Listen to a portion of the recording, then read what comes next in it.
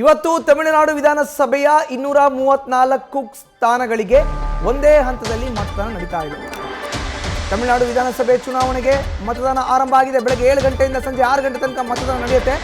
ಪಶ್ಚಿಮ ಬಂಗಾಳದಲ್ಲೂ ಕೂಡ ಮೊದಲ ಹಂತದ ಮತದಾನ ಇವತ್ತು. ಏಪ್ರಿಲ್ 29 ಎರಡನೇ ಹಂತದ ಮತದಾನ ಇದೆ. ಮೇ 4 ರಿಸಲ್ಟು.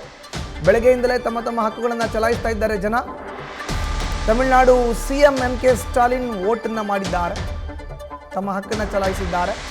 ನಟ TVK ಪಕ್ಷದ ಮುಖ್ಯಸ್ಥ ದಳಪತಿ ವಿಜಯ್ ಅವರು ಕೂಡ ಮತದಾನ ಮಾಡಿದ್ದಾರೆ. ತಮಿಳು ನಟ ಅಜಿತ್ ಕುಮಾರ್ ಸೇರಿದಂತೆ ಹಲವು ನಾಯಕರು ಈಗ ವೋಟಿಂಗ್ ಮುಗಿಸಿದ್ದಾಗಿದೆ. ಬೆಳ್ಳಂಬೆಳಗ್ಗೆ ತಮ್ಮ ಹಕ್ಕನ್ನು ಚಲಾಯಿಸಿದ್ದಾರೆ. ನೋಡ್ತಾ ಇದ್ದೀವಿ ನಾವು ದೃಶ್ಯಾವಳಿಗಳಲ್ಲಿ. MK ಸ್ಟಾಲಿನ್ ತಮಿಳುನಾಡಿನ ಮುಖ್ಯಮಂತ್ರಿ, ಅವರು ತಮ್ಮ ಹಕ್ಕನ್ನು ಚಲಾಯಿಸಿದ್ದಾರೆ. ನೋಡಿ, ಸೂಪರ್ ಸ್ಟಾರ್ ರಜನಿಕಾಂತ್ ಮೊದಲ ವಿಂಡೋದಲ್ಲಿ ನೋಡ್ತಾ ಇದ್ದೀರಿ. ರಜನಿಕಾಂತ್ ತಮ್ಮ ಹಕ್ಕನ್ನು ಚಲಾಯಿಸಿದ್ದಾರೆ. ಇನ್ನು ಎರಡನೇ ವಿಂಡೋದಲ್ಲಿ MK ಸ್ಟಾಲಿನ್ ತಮಿಳುನಾಡಿನ ಮುಖ್ಯಮಂತ್ರಿ, ಅವರು ತಮ್ಮ ಹಕ್ಕನ್ನು ಚಲಾಯಿಸಿದ್ದಾರೆ.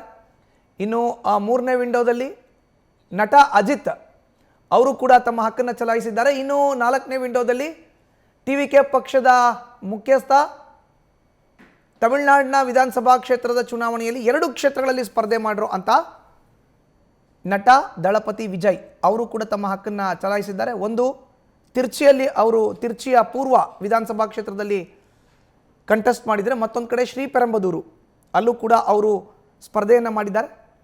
234 ವಿಧಾನಸಭಾ ಕ್ಷೇತ್ರಗಳ ಪೈಕಿ 2 ವಿಧಾನಸಭಾ ಕ್ಷೇತ್ರಗಳಲ್ಲಿ ನಟ ವಿಜಯ್ ಈಗ ನಾಮಪತ್ರವನ್ನು ಸಲ್ಲಿಕೆ ಮಾಡಿ ಅಖಾಡದಲ್ಲಿ ಇದ್ದಾರೆ.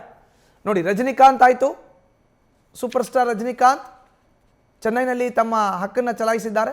ಇನ್ನು MK ಸ್ಟಾಲಿನ್ ಕೋಲತ್ತೂರು ವಿಧಾನಸಭಾ ಕ್ಷೇತ್ರದ ಅಭ್ಯರ್ಥಿ, ಅವರು ಹಾಲಿ ಮುಖ್ಯಮಂತ್ರಿ, ಅವರು ಕೂಡ ತಮ್ಮ ಹಕ್ಕನ್ನು ಚಲಾಯಿಸಿದ್ದಾರೆ. ಇನ್ನು ಅಜಿತ್ ಕುಮಾರ್ ಓಟ್ ಹಾಕಿದ್ದಾರೆ.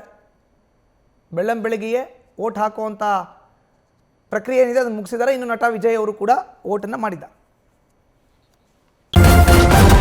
ನ್ಯೂಸ್ ಫಸ್ಟ್ ನಿರ್ಭೀತಿಯಿಂದ ನಿಮ್ಮ ಪರವಾಗಿ.